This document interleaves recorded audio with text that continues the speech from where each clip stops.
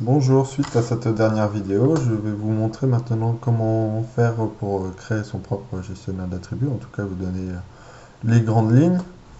Alors les différentes étapes pour la réalisation d'un gestionnaire d'attributs. Alors comment fonctionne EPAM, en tout cas comment fonctionne mon assistance, et je pense que c'est assez proche. J'ai recherché un petit peu voir quel était le fonctionnement de PAM. Pour débuter, ce que j'ai fait, c'est que j'ai recherché les versions de le plan pour afficher ici, hop, voilà, pour afficher ici les différentes versions de le plan. Tout ça, c'est stocké, toutes les informations qu'on va voir, en tout cas la grande partie, c'est dans l'éditeur de registre. Donc, pour connaître les différentes versions de le plan installées, alors que ce soit en local machine ou en, en current user, on va voir la même chose ici. Voilà, ici. C'est assez simple de savoir du coup les versions de le plan, c'est marqué ici.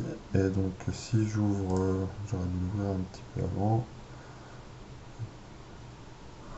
Hop,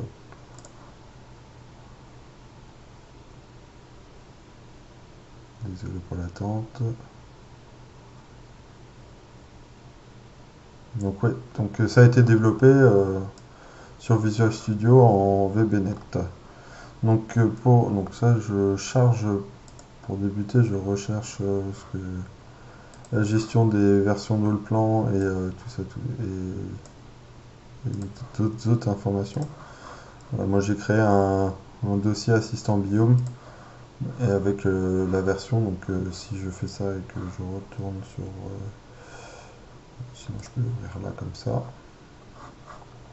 Si là je passe en 2016, que je valide, enfin je n'ai pas besoin de valider, mais si il m'a actualisé le truc, c'est comme ça que je vais chercher quelle version charger au démarrage de l'application. Donc, euh, voilà, donc là je fais une demande, je recherche si il trouve l'assistant Biome. S'il ne le trouve pas, du coup il va créer, si je supprime l'assistant Biome, il est où, tac, software, si je le supprime, en tout cas si je, par exemple si je supprime, c'est surtout ça qui va être intéressant, si je supprime la version et que je démarre l'application, elle va me demander quelle version de le plan à utiliser. Du coup, je vais lui dire par exemple la version 2018. Et si je retourne dans la base de registre et que j'actualise, voilà, il a créé la version 2018 dans la base de données. Hop, je ferme. Voilà, donc là vous pouvez voir le script. Donc là en fait il emmène vers cette petite boîte de dialogue qui est assez simple, qui va récupérer tous les hauts plans installés comme je vais vous montrer bientôt. Voilà, donc pour aller chercher les versions de le plan. Là je fais juste une petite boucle qui va chercher de 2015 à 2020 toutes les versions ici dans le software NameCheck all plan. Donc là on va retrouver, donc on est en current user, donc on retrouve là current user, c'est ça. Après on va chercher software NameCheck all plan, et ici en fait je vais vérifier si all plan 2015 existe, point 0. Si le plan 2016, 2017, donc moi j'ai pas le plan 2017, donc là il le trouve pas, donc il le rajoute pas dans la liste 2018. Si je vais au plan 2019, il m'aurait rajouté au plan 2019. Là tout ce qu'il trouve, il rajoute ça dans ma liste au plan. La liste au plan, c'est cet élément là, c'est une combo box qui s'appelle liste au plan, et je rajoute les données dedans. Donc tout ça c'est au démarrage, à l'initialisation, donc c'est quand c'est voilà. ça c'est à l'initialisation, quand comment dire, la boîte de dialogue se charge, il va charger le fichier de config et la version de plan. Ensuite, donc je vais récupérer le dossier par défaut de Allplan. C'est-à-dire que ça va être ce dossier-là, où est-ce que est stocké par exemple tous les dossiers projets de Allplan 2018. Tout ça c'est noté dans la base de registre sur tous les ordinateurs, peu importe lequel, qui est Allplan. Et donc c'est dans donc là on est en local machine, Nemetschek, Allplan 2015, install root. Et donc voilà, le NetPass, NetDrive. Donc le NetDrive c'est le disque dur sur lequel est enregistré le dossier PRJ en question. Et NetPass c'est le chemin.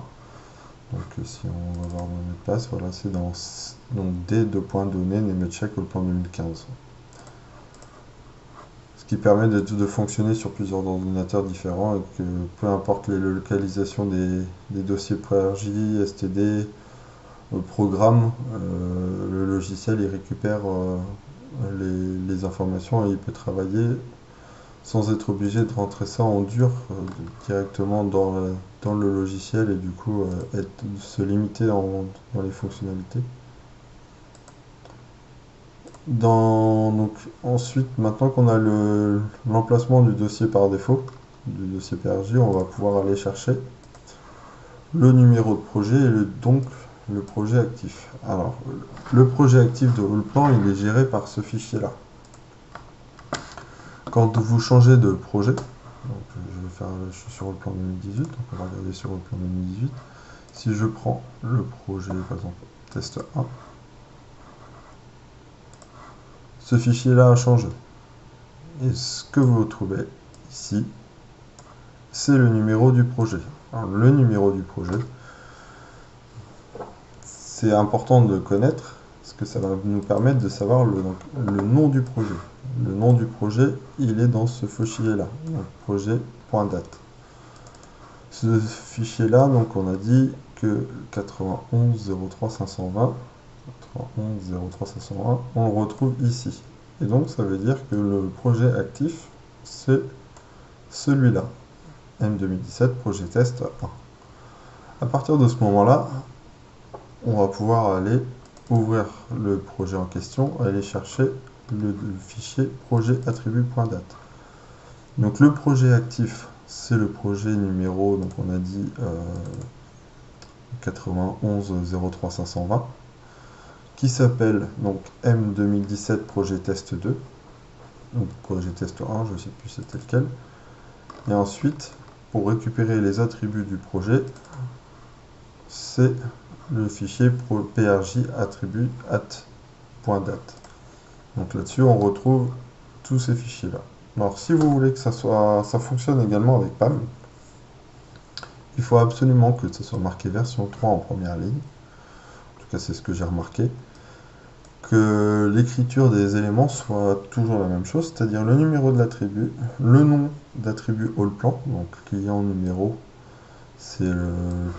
Si vous allez dans, par exemple, dans le programme attribut manager, il est là, voilà, donc on a dit que c'était le 943. Si vous cherchez le 943, vous verrez que le numéro de l'attribut c'est client numéro. Voilà, donc comme ça, tout ça c'est séparé par ces caractères là, et ensuite la valeur que vous voulez rentrer.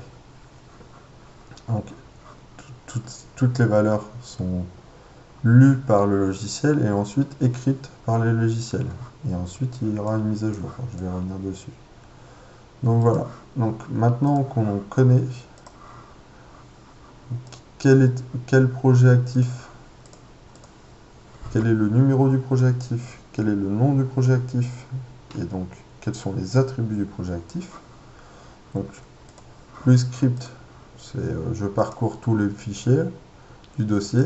Ensuite, je récupère le nom de chaque fichier et je lui demande si les extensions finissent par LCK.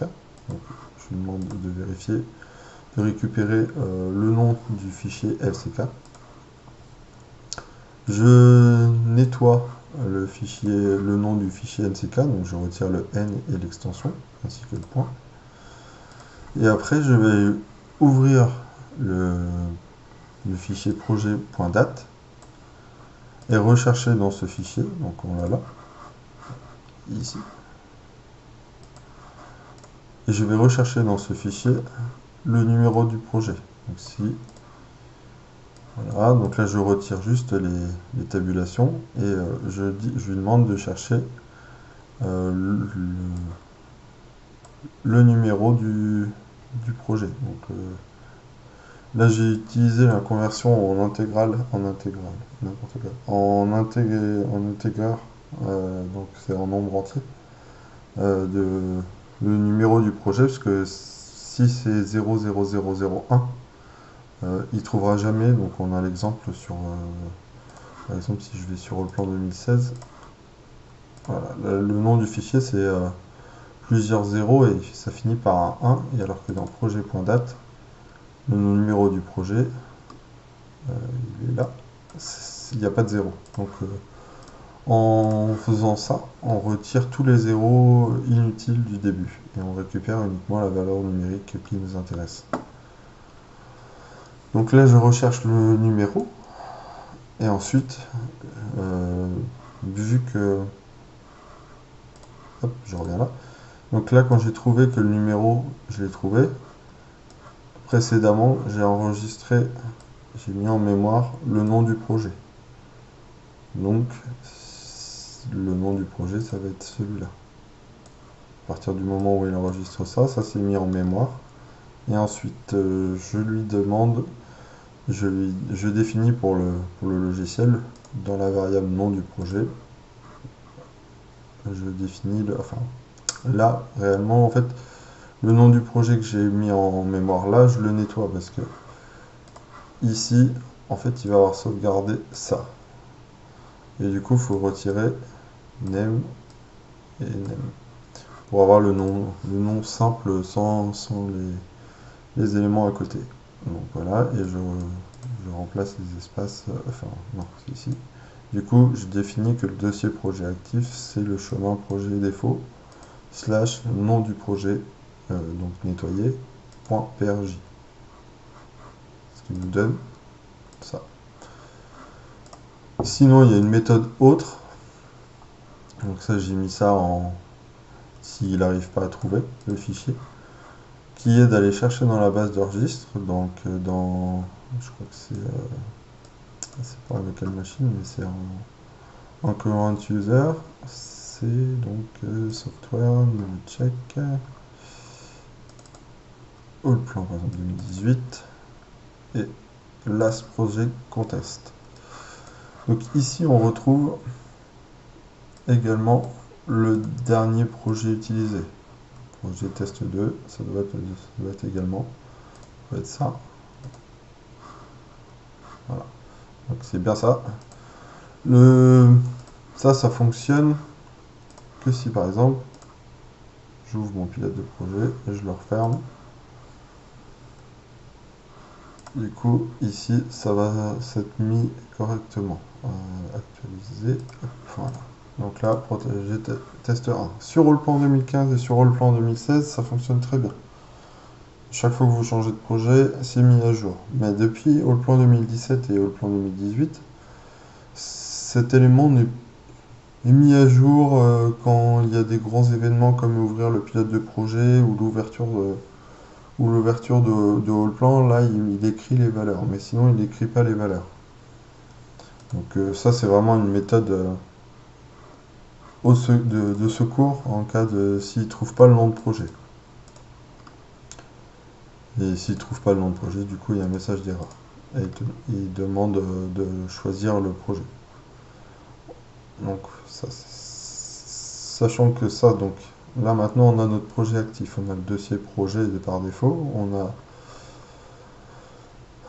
les versions de plan installées, on va pouvoir ensuite chercher le dossier STD en question. Donc le dossier de chemin de STD en question, c'est le dossier PRJ Donc, c'est le dossier PRJ, sauf qu'on retire le dossier PRJ, on y rajoute le dossier STD. Donc, le chemin STD, c'est je retire en faisant ça. Je retire la partie point, enfin slash PRJ et j'y rajoute la partie STD. Du coup, tout ça c'est mis en mémoire. Donc là, je charge les listes. Ça, je peux vous montrer rapidement. Donc ça, c'est pour charger les listes. Toutes ces listes-là, toutes les listes que l'on a là, c'est des fichiers qui sont sauvegardés donc, dans le STD et dans le dossier PAM. C'est les fichiers qui sont natifs de PAM à la base et que j'ai réutilisé parce que je trouvais ça plutôt pas mal de stocker ça dans des fichiers différents et du coup grâce à un clic droit modifier ces fichiers comme j'ai pu montrer la vidéo d'avant. Donc si je fais ça, modifier la liste de choix, du coup au final ça charge l'intégralité du fichier attribut 911 qui, si je vous montre là, tac, voilà, c'est l'intégralité du fichier qui est chargé dans la boîte de dialogue. Hop. Et on peut modifier facilement. Du coup, je charge au lancement du programme. Je sais pas où je suis parti. Donc, je vérifie si le dossier existe et après je vérifie si voilà, le PRJ attribut 2011 existe et je lis et j'ajoute ça dans chaque ligne, dans chaque liste. Je rajoute toutes les valeurs lues dans le fichier. Donc voilà, ça c'est toujours les mêmes lignes de code. Seule chose qui change, c'est le nom de l'attribut qui change.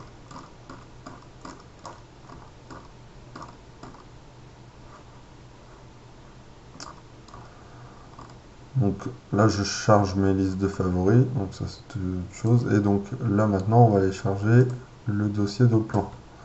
Le dossier programme est très important d'avoir la localisation précise pour l'actualisation des annotations et mise à jour des informations dans le plan. Sinon, les modifications de votre assistant ne fonctionnera pas à partir du moment où on lancera pas la ligne de commande pour mettre à jour les attributs de le plan. Ça fonctionnera qu'à partir du moment où on recharge au plan et encore je suis même pas sûr. Donc ça c'est stocké toujours dans local machine. Ici, voilà, install root. Et donc là, cette fois-ci, c'est pas netpass et netdrive. C'est donc programme name, je crois, non, programme drive et programme pass. Et donc, par exemple, mon rôle plan 2015 est installé dans mon disque dur C. Et la localisation, c'est programme file, check all plan 2015 programme. Donc, j'y vais par cette manière-là. Attention, parce que tout ce qui est local machine, c'est une base de registre qui est en 64 bits. Et votre programme sera sûrement en 32 bits, donc il faut bien utiliser cette fonctionnalité qui permet de lire une base de registre en 64 bits malgré une application en 32. Voilà. Donc là, j'ai fait un petit truc intermédiaire qui me permet de stocker en mémoire l'emplacement du fichier projet attribut.dat en fonction de si j'ai choisi le projet actif ou l'autre projet.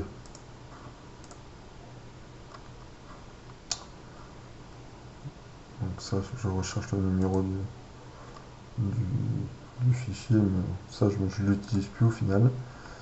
Le remplissage des attributs. Donc là, à partir du moment où on a toutes les informations, on a le dossier, on connaît le dossier PRJ par défaut, le dossier PRJ actif, enfin le fichier PRJ actif. Donc là, en l'occurrence, c'est sur le plan 2018, c'était projet test 1. On va aller lire donc le fichier projet attribut.date. Donc attention, quand vous voulez lire ce fichier-là, il est en ANSI.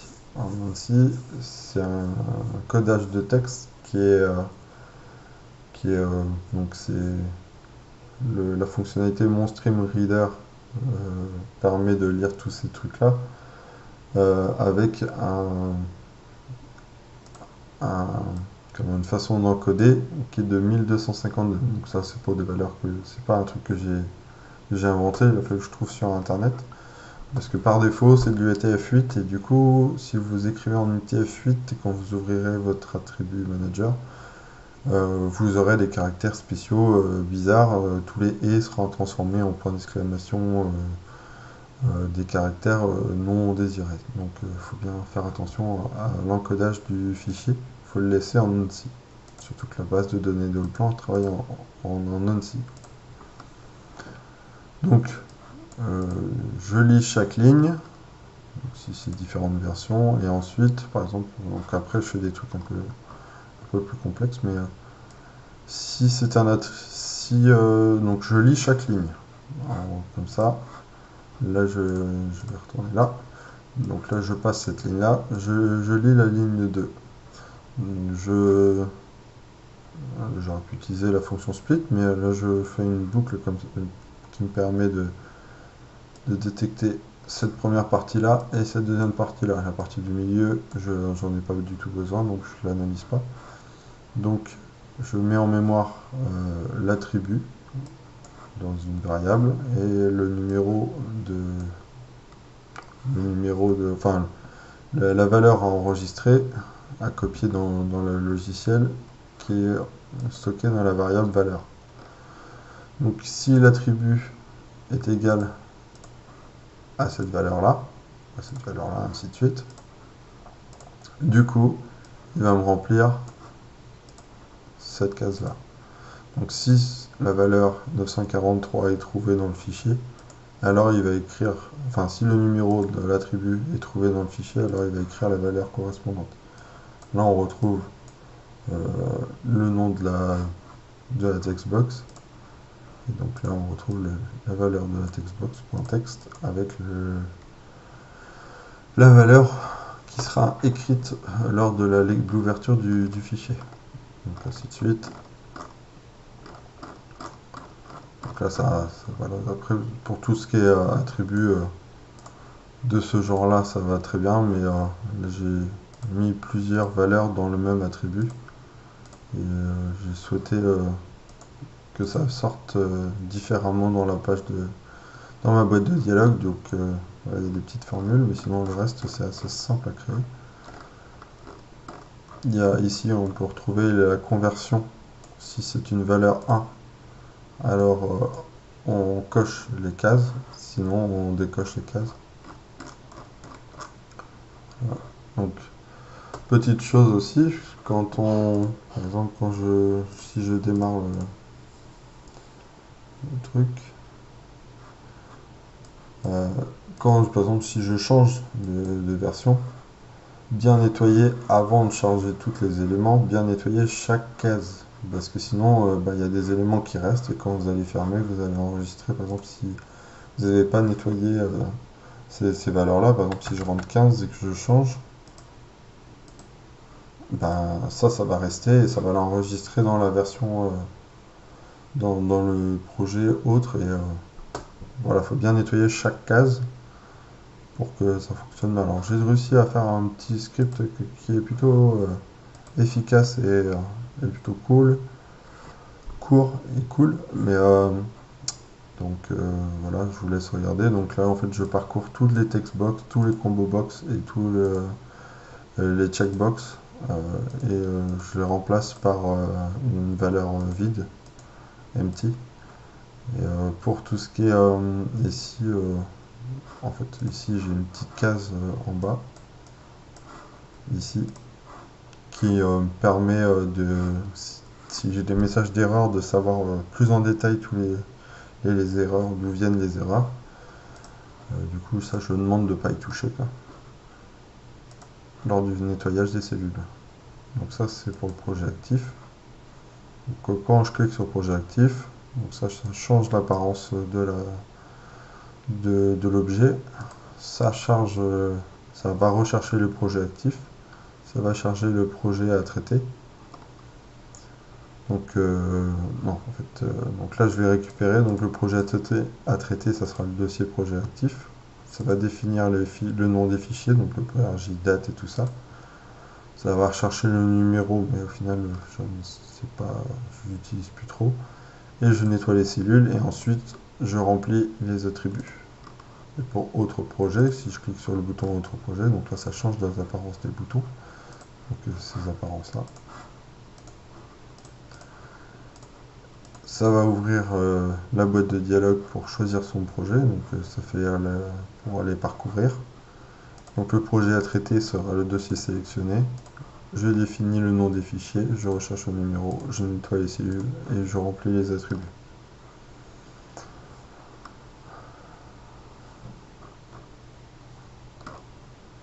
Donc choix du projet.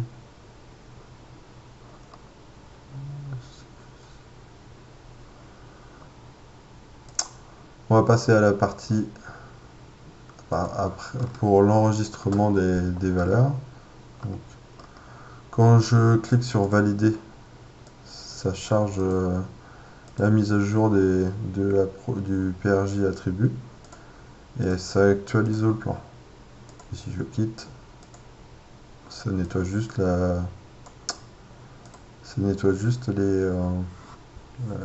presse-papier. Voilà, je vais chercher le nom. Donc ici pour mettre à jour le dossier mise à jour attribut. Donc là j'écris en première ligne version 3 et après j'écris le numéro de l'attribut, donc celui-ci, le nom de l'attribut, donc client numéro. Donc ça c'est surtout pour PAM, hein. Ça fonctionne pour les deux versions. Et ensuite la valeur rentrée ici. Donc je fais ça pour tous les éléments. Et voilà. Et toujours mettre ce genre de choses qui, en cas de problème, permet de trouver les informations du problème. Ensuite, on va arriver à la dernière partie, ce qui est l'actualisation d'Allplan. Alors, pour actualiser Allplan, on va utiliser, d'où l'intérêt d'avoir été chercher l'emplacement du dossier programme du logiciel. C'est que si je vais par exemple dans Allplan 2018, on a un élément qui s'appelle projet-tool.exe. Alors si on clique deux fois dessus, ça ouvre une fenêtre, mais c'est pas vraiment très utile. Ça fonctionne en ligne de commande.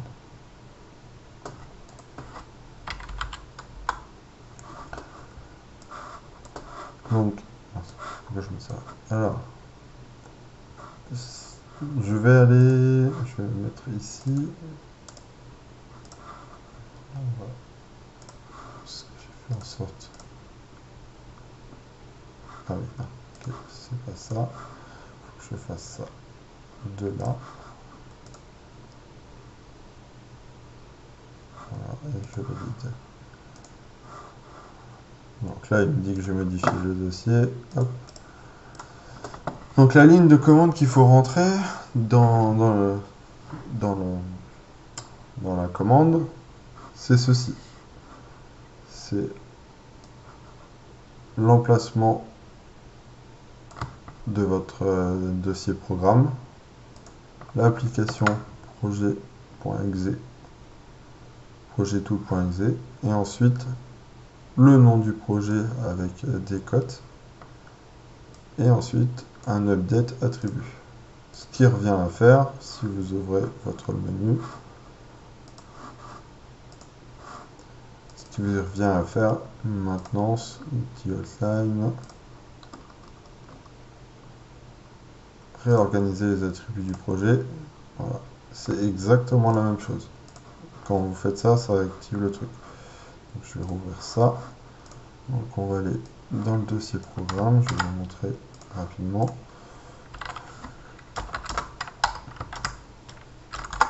Voilà, et ensuite la deuxième partie, c'est tout attribut. Si vous faites un erreur, donc vous pouvez voir, si par exemple je mets projet 2, projet comme ça, il dit qu'il n'a pas accès à l'information, donc il ne peut pas mettre à jour. Donc tout ça, ça se traduit en langage. Donc ça c'est juste pour la démonstration, pour l'avoir mis pour le mettre en mémoire dans mon presse-papier. Donc ça va être juste cette petite ligne. Donc bien avant, je vais mettre que c'est dans le dossier programme, projet tool.exe, nom du projet et un update attribut. Et donc là, on lance une ligne de commande, une commande DOS, avec cette information-là. Et ça met à jour les attributs de la base de données de Allplan en question, hein, de Allplan 2015 si vous avez chargé les informations de Allplan 2015. Je pense avoir fait le tour. Donc ça c'est pour les mises à jour. Donc ça c'est le formatage des surfaces et pour convertir les points en virgule, pour que ce soit des valeurs numériques. Ça c'est pour ouais, ça c'est pour la mise à jour des fichiers assistants et tout ça. Ça c'est quand je modifie ah non, ça c'est pour les clics droits copier-coller. Pour modifier les listes, du coup pour aller récupérer, pour savoir dans quelle case on fait un clic droit. Voilà la petite ligne de commande, et après si le nom de la combo box par exemple c'est la ville du client, du coup le texte à modifier ça sera 911 et il va chercher le fichier 911. Ouais, voilà, la dernière partie ça va être le serfa. Alors pour écrire un serfa, déjà, première chose que j'aurais dû commencer à faire, il faut mettre ça pour pouvoir écrire et lire des fichiers. Ça, c'est pour lire, c'est celui-là, et celui-là, c'est pour lire les PDF, et ça, c'est pour lire les éléments dans la base de registre.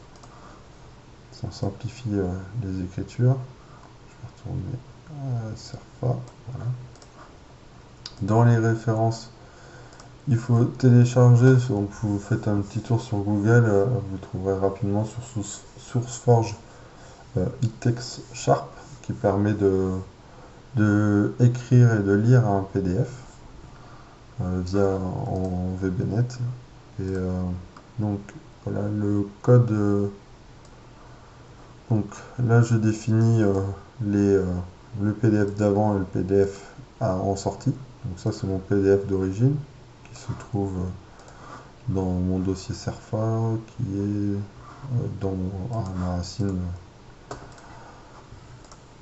En fait, on peut le voir ici.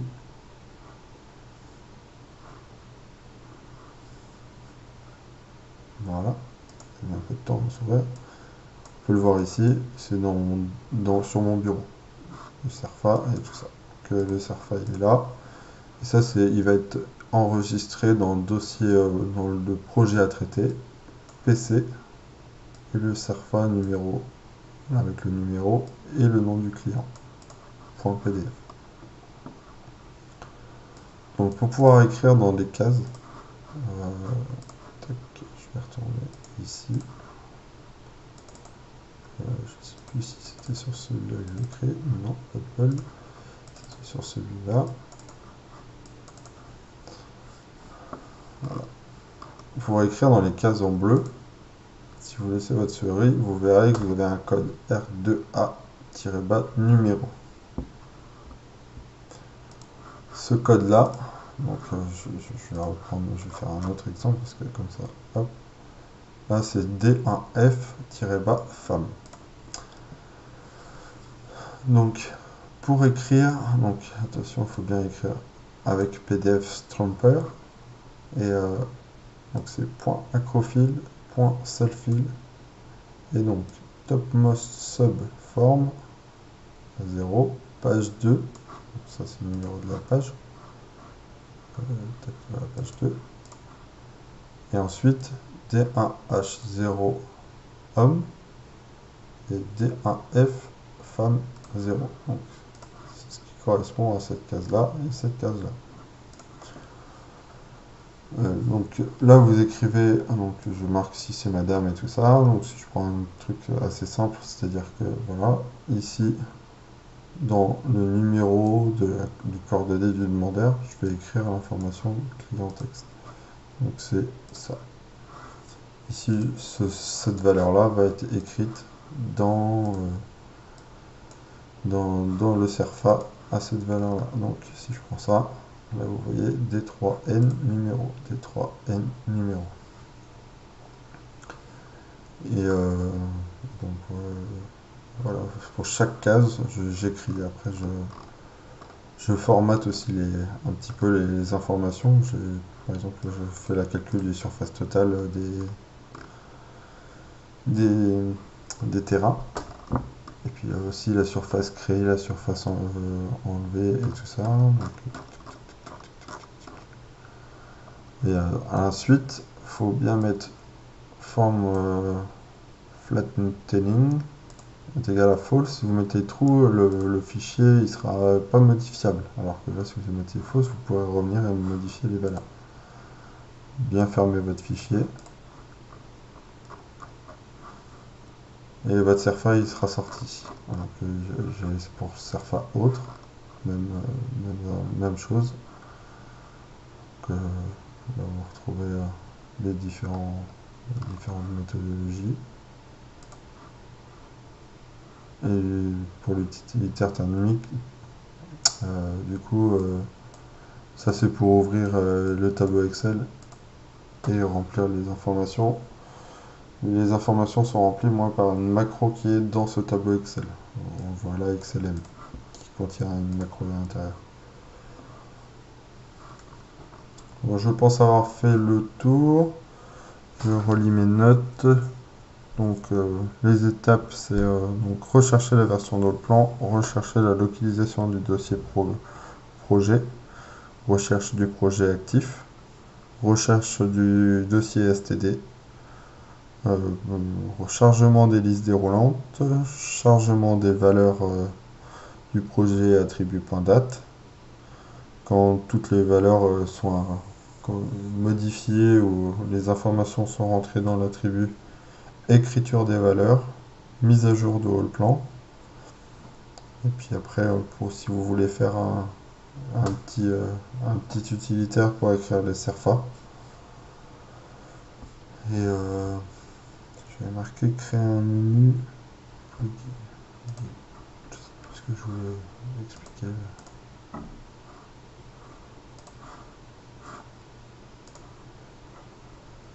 Avant de vous quitter, je vais vous montrer une dernière petite chose, comment créer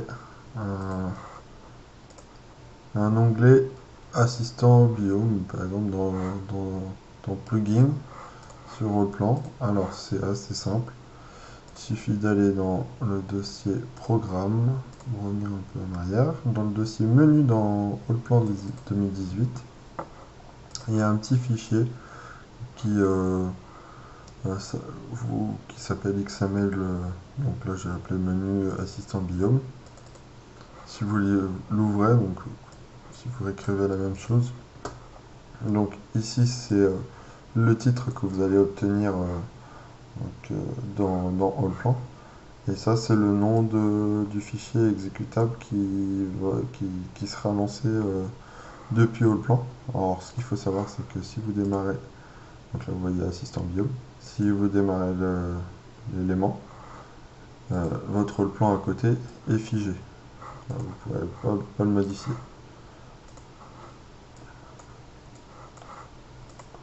Alors que si vous démarrez l'application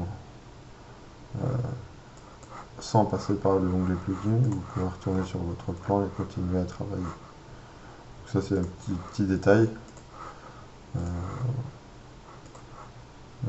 Je répète, donc il faut créer ce fichier dans le dossier menu de Allplan, donc programme Allplan. Si je fais dans le dossier programme de 2016, hop, voilà, on retrouve le même fichier et c'est ce qui permet d'avoir l'onglet plugin qui apparaît et avoir le menu et rajouter des fonctionnalités. Je pense avoir fait le tour. En tout cas, si vous avez des questions, n'hésitez pas à laisser des commentaires. J'essaierai d'y répondre assez rapidement et de vous aider dans votre projet. Si vous avez des besoins, n'hésitez pas.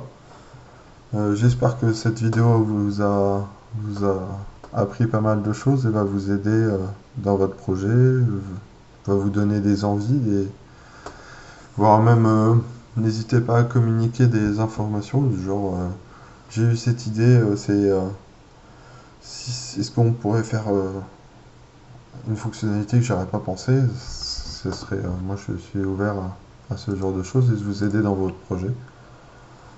Je vous souhaite une bonne fin de journée. À très bientôt, j'espère.